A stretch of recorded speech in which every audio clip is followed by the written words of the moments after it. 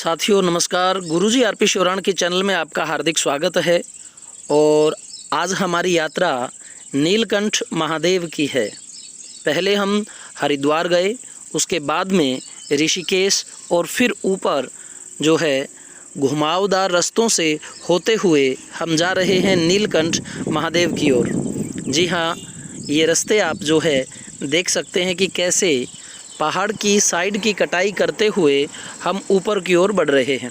नीचे आप घाटी में देख सकते हैं कि कैसे जो है वातावरण यहाँ का बहुत ही रोचक है, सुकून है, यहाँ स्वच्छ हवा है और यहाँ का जीवन जो है वह भी बड़ा दुर्गम है। और ये जो घाटी के अंदर धुंध सी फैली हुई है, इसको आप देख सकते हैं। यहाँ भी जनजीवन जो है निवास करते हैं। पूछने पर पता लगता है कि बहुत से लोग जो है वह कामकाज के सिलसिले में दूर जाते हैं और वहाँ से कमा करके अपने पुश्तैनी घरों में लौट आते हैं। नीचे क्यारियाँ बना करके यहाँ खेती की जाती है। और ये महादेव जो नीलकंठ महादेव है उसकी ओर का काफिला हमारा जा रहा है। रास्ते में लोग बाग हमें मिल रहे हैं। ये ऑफ सीज़न है और हम भी रिकमेंड करेंगे कि आप जो है विशेष अवसरों पर ना जाएं, क्योंकि उस समय बहुत ज़्यादा भीड़ भाड़ होती है। और उसमें आज का जो समय है ऐसा कदम उठाना गलत है, क्योंकि भीड़ भाड़ से बच कर के आप जो है वह अगर जाते हैं तो अच्छा रहता है। ठीक है, मान्यता होती है कि आप इसी महीने में जाएं, इन्हीं दिनों में जाएं, लेकिन परमात्मा को पाने के कोई दिन नहीं होते, वह तो घट में विराजमान है। क्योंकि जिसका अंतःकरण स्वच्छ और साफ है, परमात्मा उसी में निवास करते हैं। इसके लिए कोई बड़ा लंबा चौड़ा गणित जो है वह नहीं होता। मन चंगा तो कठौती में गंगा, पास में ही गंगा है अगर आपका हृदय पवित्र और शांत है तो। ये देखिए, अब हम हैं नीलकंठ इस घाटी पर। और कहते हैं जब समुद्र मंथन हुआ था और उसमें विष निकला तो महादेव ने वह अपने कंठ में रख लिया था। और गर्मी इतनी हो गई थी, उन्हें एक शांत और शीतल जगह जो है चाहिए थी और वह यहाँ आ गए। यही जो आप सामने देख रहे हैं बिल्डिंगें, ये दुकानें हैं। इनका दूसरी तरफ जो है मुख है और ऊपर की साइड जो है महादेव मंदिर है। महादेव मंदिर से थोड़ा बाहर निकलकर पूर्व की दिशा में ये कुछ मकान हैं ऊपर, इन पे अभी हम गए हैं। और ऊपर जो लाल दिखाई दे रहा है वह पार्वती मंदिर है। तो यहाँ का वातावरण आप अच्छी प्रकार देख सकते हैं। जी नमस्कार। नमस्कार। तो आज आप नीलकंठ महादेव मंदिर पर हैं। हाँ जी। और एचरा कला गांव से आप चले हैं। हाँ। जिला जींद से। तो सबसे पहले आपने क्या किया वहाँ? हमारे यहाँ भंडारा होता है हर पूर्णमासी का। हर पूर्णमासी का भंडारा होता है। जेठ की पूर्णमासी का। और उसके बाद में जो प्रसाद होता है वो लेके आते हैं, नीलकंठ महादेव पे बांटते हैं, गंगा जी पे बांटते हैं हरिद्वार। अच्छा, वहाँ पहले भंडारा, उसके बाद जो प्रसाद बच जाता है। हाँ। वो यहाँ तक आकर के आप उसे वितरित करते हो। हाँ। और इस दौरान आपके कितने दिन तक यहाँ लग जाते हैं? यहाँ 2-3 दिन लग जाएंगे। 2-3 दिन आप प्रसाद वगैरह बांट करके नीलकंठ महादेव के गंगा स्नान करके फिर आप जाते हो? गुफा पे जाएंगे, झिलमिल गुफा जाएंगे। अच्छा, झिलमिल गुफा। आपके गुरुजी की गुफा है झिलमिल गुफा।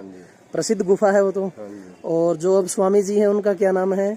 महंत मुकेश गिरी महाराज। महंत मुकेश गिरी जी महाराज झिलमिल गुफा के अभी अधिष्ठाता हैं।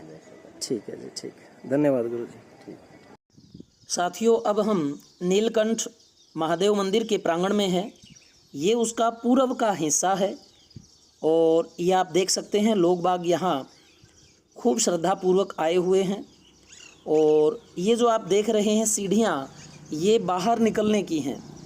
ये जो पीछे स्ट्रक्चर आप देख रहे हैं जाली में, यहाँ ये इतिहास जो है उसको दोहराया गया है, दिखाया गया है कि किस प्रकार से यहाँ स्वयं शिव ने अपना जो शिवलिंग है उसे निर्मित किया था, स्थापित किया था।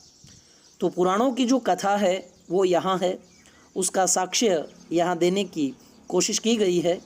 और पश्चिम साइड से अर्थात आगे से मंदिर में आते हैं और पीछे से भक्त जो है जलाभिषेक करके ये जो सामने आपको सीढ़ियाँ दिखाई दे रही हैं इनसे उतर जाते हैं। जाने का रास्ता आगे से और आने का रास्ता पीछे से। और इसके बैक साइड में ही जो है ये ऊपर देख सकते हैं आप, समुद्र मंथन का दिया हुआ है। और यहाँ ये इतिहास आप देख सकते हैं कि श्रुति स्मृति पुराण के अनुसार देव व दानवों द्वारा समुद्र मंथन से निकले 14 रत्नों में से एक कालकूट विष का विषपान भगवान शंकर द्वारा किया गया तथा जिसकी ज्वलंता को शांत करने के लिए भगवान शंकर ने पंकजा और मधुमती नदी के संगम समीप पंचपणि नामक वृक्ष के नीचे समाधिस्थ होकर 60,000 वर्षों तक तप किया तथा कैलाश लौटने से पूर्व भगवान शिव द्वारा कंठ के रूप में जन कल्याणार्थ शिवलिंग स्थापित किया गया। वर्तमान समय में मंदिर में उपस्थित लिंग शिवजी द्वारा स्थापित किया गया स्वयंभू लिंग है। तो साथियों, आप इस इतिहास को जान गए कि कैसे समुद्र मंथन हुआ था। ये सामने देखिए आप किस प्रकार जो है भोलेनाथ जो उस विष को पी रहे हैं और एक तरफ देव लगे हैं, एक तरफ दानव लगे हैं। कथा के प्रतीक रूप पर अवश्य प्रकाश डालूंगा। उससे पहले मैं आपको दिखाता हूँ आंतरिक जो लिंग है उसकी साज सज्जा। देखिए, स्वयंभू स्थापित शिवलिंग और पुष्पों से इसे किस सुंदरता से सजाया गया है। तो कहते हैं कि हमारा जो नाभि मंडल है उससे ऊपर का भाग देवत्व का है और अधोमुखी भाग दानव का कहा गया है। अर्थात शरीर में सात्विक, तामसिक, राजसिक जो है वह द्वंद्व चलता रहता है और जिसको अपना कल्याण करना है, शिव का अर्थ है कल्याणकारी, उसे क्रोध रूपी यह जो कालकूट विष है उसको पचाना पड़ेगा, उसका पान करना पड़ेगा। जिसने अपने क्रोध को पालना सीख लिया, जीवन में वही संभवतः कुछ नवीनता दिखा सकता है, कुछ कर सकता है। और ये जो हमारे मंदिर हैं, कथाएं हैं, इनके प्रतीक अर्थ को समझना, उन मानवीय मूल्यों को अपने जीवन में अपनाना, यही सबसे बड़ी जो है वह हमारे धर्म ग्रंथों की देन है। पाखंड के अंदर घुस करके और इन मूल्यों को जीवन में उतारे बिना अगर आपने सिर्फ पाखंड का ही प्रचलन किया तो आपका जीवन कल्याणकारी नहीं हो सकता। हमारी वीडियो आपको कैसी लगी बताने का अवश्य कष्ट करें और इन धार्मिक स्थानों का जो है आनंद आप अवश्य उठाएं। धन्यवाद।